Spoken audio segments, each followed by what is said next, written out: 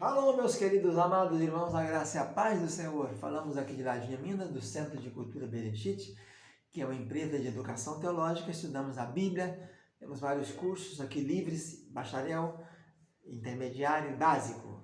Básico 36 matérias, 6 blocos de 6, intermediário 4 blocos de 4 e depois uma de 6, com 18 matérias. Bacharelado livre, temos mestrado e doutorado. Aqui, professor Ilmar de Varginha Minas, Sul Capixaba, Leste Mineiro. Estamos estudando o curso, a matéria História do Cristianismo, primeiro bloco, do curso intermediário. Na aula passada nós falamos sobre o segundo bloco de perseguições, né? Depois das perseguições primeiras de Nero e Domiciano, temos as perseguições seguintes, de Trajano, Adriano, Marco Aurélio, Antônio Pio. Hoje falaremos então do terceiro bloco, do ano 200 em diante. Vamos então começar então pelas perseguições, lembrando que quanto mais se perseguia, mais a igreja crescia, né? Então nós temos aí então as perseguições de Sétimo Severo e de Décio, as quinta e sexta. Os cristãos do Egito e norte da África foram os que mais sofreram nesse tempo. Então nós temos a colônia de Cartago, teremos a história de Cipriano e depois também com Décio. Então a grande coragem dos crentes que notamos em Policarpo, Inácio e outros, não se encontrava somente neles, né?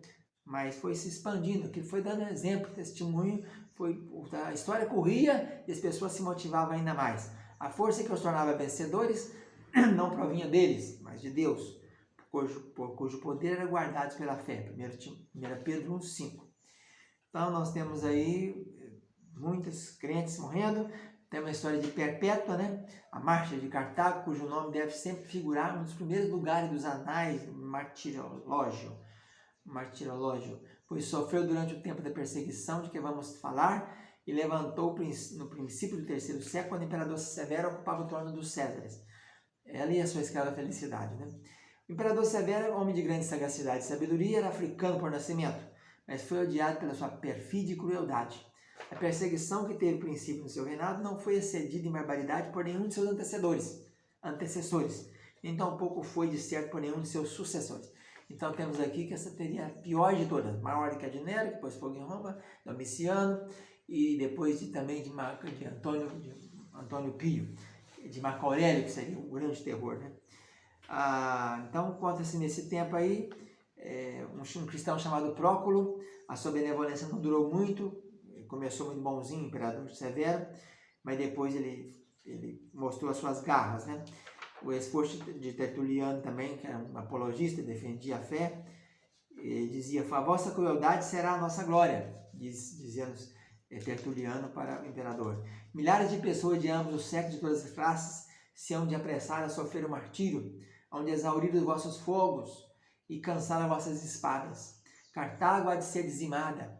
As principais pessoas da cidade, talvez até mesmo os vossos amigos mais íntimos, os vossos parentes, hão de ser sacrificados. A vossa contenda contra Deus será em vão. A história de Perpétua, que vivia naquela região, ela converteu pouco tempo antes, era uma senhora casada de 22 anos, pertencente a uma boa família, bem educada, era mãe de uma criança que esse tempo era ainda de colo. O seu pai era pagão e amava eternamente. E quando a agarraram e levaram para a prisão, ele, o pai dela, procurou de todos os meios fazê-la voltar ao paganismo. Um dia em que ele tinha sido mais eloquente do que costumava nas suas diligências, ele mostrava-lhe um jarro que estava perto dele e disse: meu pai, veja este vaso, dizia Perpétua. Pode, porventura, dar-lhe um nome diferente do que tem? Não, disse ele. Pois bem, disse Perpétua, eu também não posso usar outro a não ser o que seja cristã. Durante essa ausência, o pai dela acabou esbofeteando ela e retirou-se. Mas nesse tempo ela acabou sendo batizada juntamente com mais 4 jovens, um dos quais era seu irmão, e começou a perseguição a pesar sobre ela. Foi lançada com seus companheiros na masmorra, não havia luz, e quando se abafava por causa do calor, devido a muita gente. O pai dela voltou então a insistir com ela, rogando por ela, espalhava boatos que os prisioneiros iam ser interrogados, e o pai de Perpétua, minado de desgosto, veio da cidade para salvá-la. E então foi para lá e disse: não nos aniquile a todos, exclamou ele. Em seguida deitou-se aos seus pés, chorando amargamente, beijando-lhe as mãos com ternura, agarrando-se-lhe a roupa com suplicante. Dizia: daqui em diante, em vez de chamar filha, chamaria senhora, porque ela era agora a senhora do destino de todos eles. mas Perpétua, poderosamente sustentada por Deus, suportou a agonia do pai dela e dizia: neste momento de provação, há de acontecer o que for da vontade de Deus. Fique sabendo, meu pai, que nós não podemos dispor de nós mesmos, que esse poder pertence a Deus. No dia do julgamento de Perpétua, o pai pobre e velho apareceu com a criança, apresentando diante dos olhos, pegou o menininho dela, pediu mais uma vez que ela tivesse compaixão deles. Valendo da situação, o procurador Hilariano suspendeu o seu severo interrogatório e disse-lhe com modos mais brandos: poupa os cabelos brancos de teu pai, Perpétua, poupa o teu filhinho, oferece um sacrifício pela prosperidade do imperador. Mas ela respondeu: não oferecerei sacrifício algum. O procurador falou: és cristãs? Essas palavras o pai rompeu em altos gritos, tanto que o procurador ordenou-lhe que ele fosse lançado no chão e açoitado. Perpétua, vendo aquele tudo, continuou firme com a sua coragem. Em seguida, leram a sentença de morte dela e conduziram-na de novo à prisão com seus companheiros.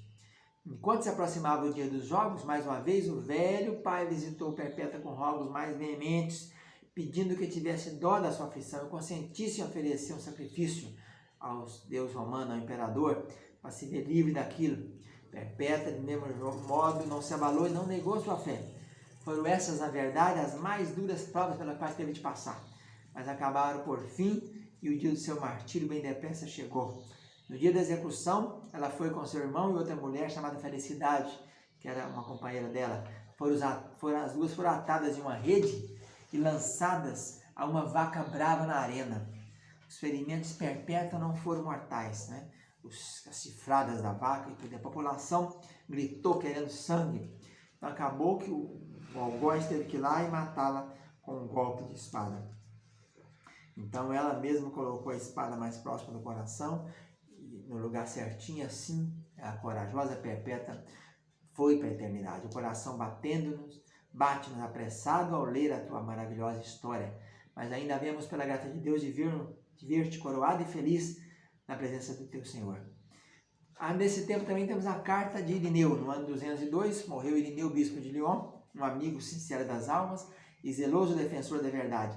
Ele resistiu ao bispo de Roma chamado Vítor, homem de muita arrogância e de pouca piedade, e escreveu uma carta em nome das igrejas da Gália.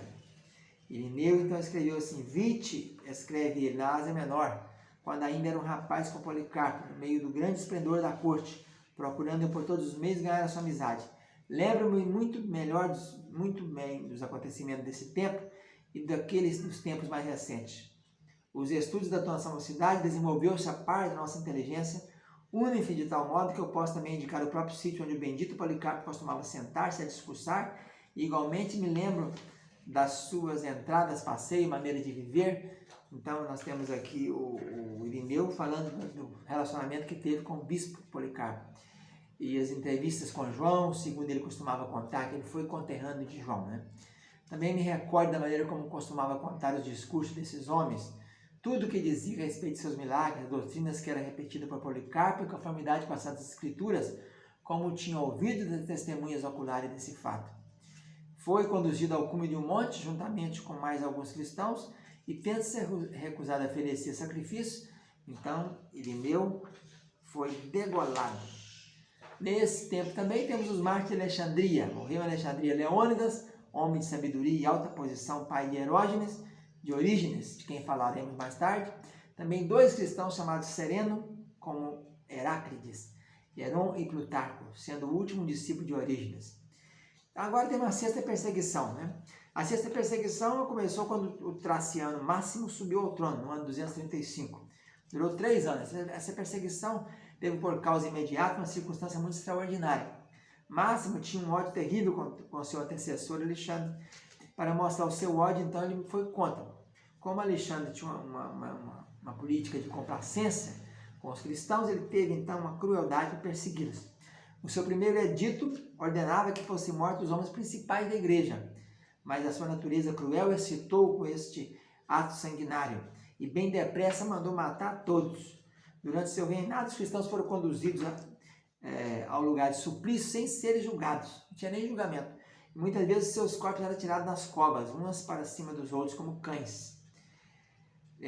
Parte de homens e mulheres fiéis à causa do cristianismo, Então, quanto mais edictos o imperador mandava publicar, com mais esplendor brilhavam as luzes que ele em vão procurava apagar. 200 anos se tinham passado depois da morte de Cristo, 200 anos de ódio e sofrimento contra a sua amada igreja, mas ainda assim o número de crentes ia sempre aumentando.